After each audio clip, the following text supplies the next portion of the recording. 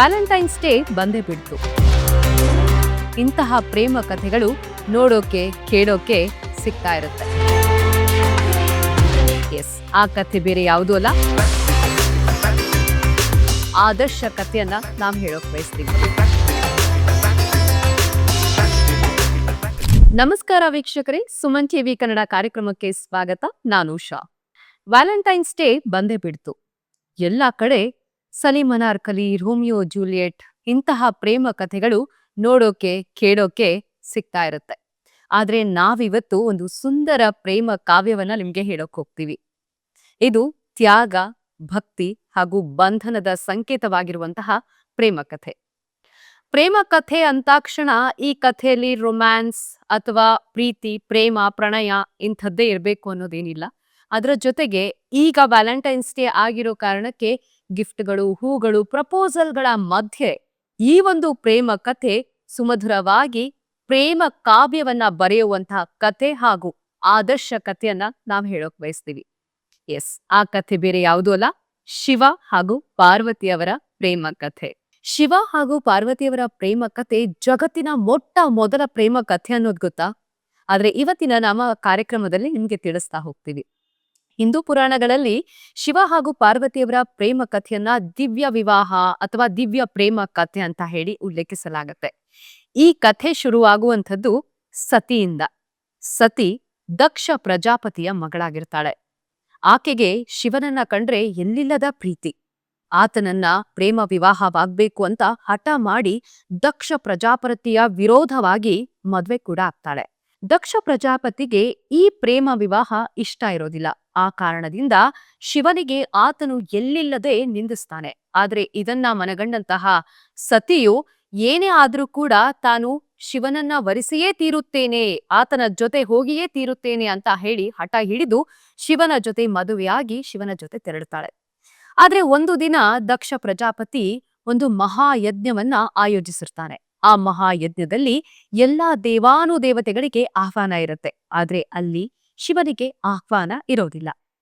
ಆಗ ಸತಿಯು ತನ್ನ ತಂದೆ ಮನೆಗೆ ತೆರಳಬೇಕಾದ್ರೆ ಆಹ್ವಾನ ಬೇಕಾ, ಹೀಗಾಗಿ ನಾನು ಕೂಡ ಯಜ್ಞದಲ್ಲಿ ಪಾಲ್ಗೊಳ್ತೀನಿ ಅಂತ ಶಿವನಿಗೆ ಹೇಳಿ ತೆರಳ್ತಾಳೆ.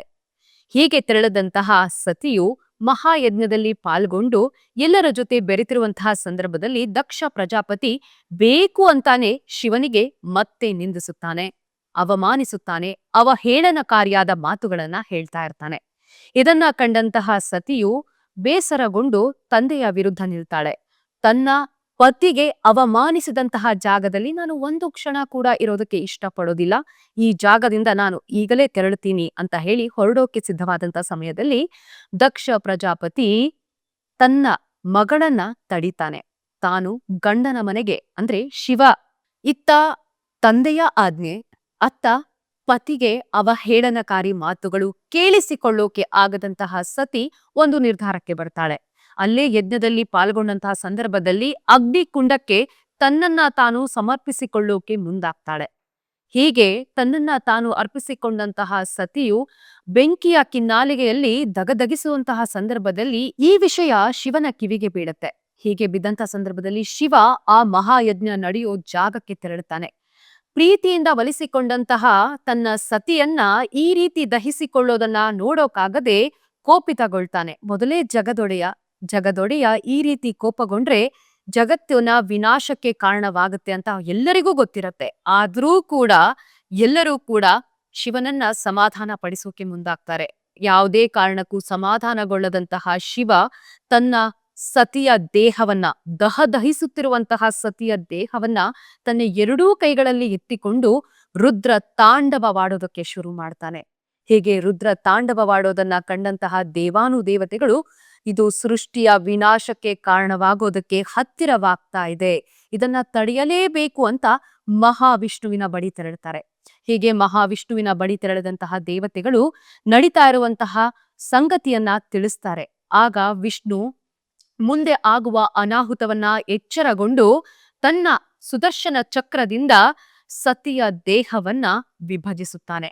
ಹೀಗೆ ವಿಭಜನೆಗೊಂಡ ಸತಿಯ ದೇಹವು ಭಾಗಗಳಾಗಿ ಜಾಗದಲ್ಲಿ ಬೀಳತ್ತೆ. ಆ ಜಾಗವನ್ನ ನಾವು ಇವತ್ತು ಶಕ್ತಿ ಪೀಠಗಳು ಅಂತ ಹೇಳಿ ಪೂಜಿಸುತ್ತೇವೆ. ಆದ್ರೆ ಕಥೆ ಇಲ್ಲಿಗೆ ಮುಗಿಯಲ್ಲ. ಹೀಗೆ ಈ ಮಧುರ ಪ್ರೇಮ ಕಾವ್ಯ ಅರ್ಧವಾದಂತ ಸಂದರ್ಭದಲ್ಲಿ ಮರು ಜನ್ಮದಲ್ಲಿ ಮತ್ತೆ ಸತಿ ಪಾರ್ವತಿಯಾಗಿ ಹಿಮಾಲಯದ ರಾಜ ಹಿಮವಂತನಿಗೆ ಪುತ್ರಿಯಾಗಿ ಜನಿಸ್ತಾಳೆ. ಈ ಜನ್ಮದಲ್ಲೂ ಕೂಡ ಪಾರ್ವತಿ ದೇವಿಯು ಶಿವನಿಗೆ ಪೂಜಿಸ್ತಾಳೆ, ತ್ಯಾಗ ಮಾಡ್ತಾಳೆ, ಹಾಗೆ ಆತನಿಗಾಗಿ ತಪಸ್ಸನ್ನು ಕೂಡ ಮಾಡ್ತಾಳೆ. ಆದ್ರೆ ಶಿವ ವೈರಾಗಿ, ಯಾವುದೇ ಕಾರಣಕ್ಕೂ ಈ ಪ್ರೇಮಕ್ಕೆ ಒಲಿಯೋದಿಲ್ಲ. ಆದರೂ ಕಠಿಣ ತಪಸ್ಸು ಮಾಡಿ, ಕಠಿಣ ಪೂಜೆ ಪುನಸ್ಕಾರಗಳನ್ನ ಮಾಡಿ, ಎಲ್ಲಾ ರೀತಿಯ ದಾನ ಧರ್ಮಗಳನ್ನ ಮಾಡಿ ಕೊನೆಗೂ ಶಿವನನ್ನ ಒಲಿಸಿಕೊಳ್ಳುವಲ್ಲಿ ಪಾರ್ವತಿ ಯಶಸ್ವಿಯಾಗ್ತಾಳೆ. ಹೀಗೆ ನಮ್ಮ ಹಿಂದೂ ಪುರಾಣಗಳಲ್ಲಿ ಈ ಪಾರ್ವತಿ ಹಾಗೂ ಶಿವನ ವಿವಾಹ ಅತ್ಯದ್ಭುತ ವಿವಾಹ. ಶಿವ ಹಾಗೂ ಪಾರ್ವತಿಯವರ ಪ್ರೇಮ ಅತ್ಯಂತ ಮಧುರ ಪ್ರೇಮ ಹಾಗೂ ಆದರ್ಶ ಪ್ರೇಮ. ನೀವೇ ಯೋಚನೆ ಮಾಡಿ, ಇತ್ತೀಚಿನ ಜನರೇಷನ್ಗಳಲ್ಲಿ ಈ ಪ್ರೀತಿ ಪ್ರೇಮ ಅನ್ನೋದು ಕೇವಲ ದೇಹಕ್ಕೆ ಮಾತ್ರ ಸೀಮಿತವಾಗ್ತಾ ಇದೆ, ಗಿಫ್ಟ್ಗಳಿಗೆ ಮಾತ್ರ ಸೀಮಿತವಾಗ್ತಾ ಇದೆ, ಅದೇ ದುಡ್ಡಿಗೆ ಮಾತ್ರ ಸೀಮಿತವಾಗ್ತಾ ಇದೆ. ಆದ್ರೆ ಜನ್ಮ ಜನ್ಮಗಳಿಂದ ಕಾದು ಒಲಿಸಿಕೊಂಡಂತಹ ಶಿವ ಪಾರ್ವತಿಯವರ ಪ್ರೇಮ ಏನಂತ ಕರಿಬೇಕು? ವೀಕ್ಷಕರೇ, ಈ ಕಥೆಯನ್ನ ಕೇಳಿ ನೀವೇ ಹೇಳಿ, ಈ ತರಹದ ಪ್ರೀತಿ ಸಿಗ್ಬೇಕು ಅಂದ್ರೆ ಎಂಥ ಪುಣ್ಯ ಮಾಡಿರ್ಬೇಕು ಅಲ್ವಾ? ಆದ್ರೆ ಇತ್ತೀಚಿನ ಜನರೇಷನ್ ಅಲ್ಲಿ ಕಾಯೋ ತಾಳ್ಮೆ ಇರೋದಿಲ್ಲ, ಪ್ರೀತಿಗೆ ಬೆಲೆ ಇರೋದಿಲ್ಲ, ಹಾಗೆ ಸಂಬಂಧಗಳಲ್ಲಿ ರೆಸ್ಪೆಕ್ಟ್ ಇರೋದಿಲ್ಲ. ಈಗ ನೀವೇ ಯೋಚನೆ ಮಾಡಿ, ನಿಮ್ಮ ಪಾರ್ಟ್ನರ್ ಶಿವ ಥರ ಇರಬೇಕಾ ಅಥವಾ ಪಾರ್ವತಿ ತರ ಇರಬೇಕಾ ಅಂತ. ನೀವು ಕೂಡ ಇನ್ನು ನಮ್ಮ ಚಾನೆಲ್ ಅನ್ನ ಸಬ್ಸ್ಕ್ರೈಬ್ ಮಾಡಿಲ್ಲ ಅಂದ್ರೆ ಕೂಡಲೇ ಸಬ್ಸ್ಕ್ರೈಬ್ ಮಾಡಿ, ಲೈಕ್ ಮಾಡಿ, ಶೇರ್ ಮಾಡಿ, ಹಾಗೆ ಕಾಮೆಂಟ್ ಮಾಡೋದನ್ನ ತಪ್ಪದೆ ಮರಿಬೇಡಿ. For business and personal promotions in Suman TV Kannada, please contact 9686376663.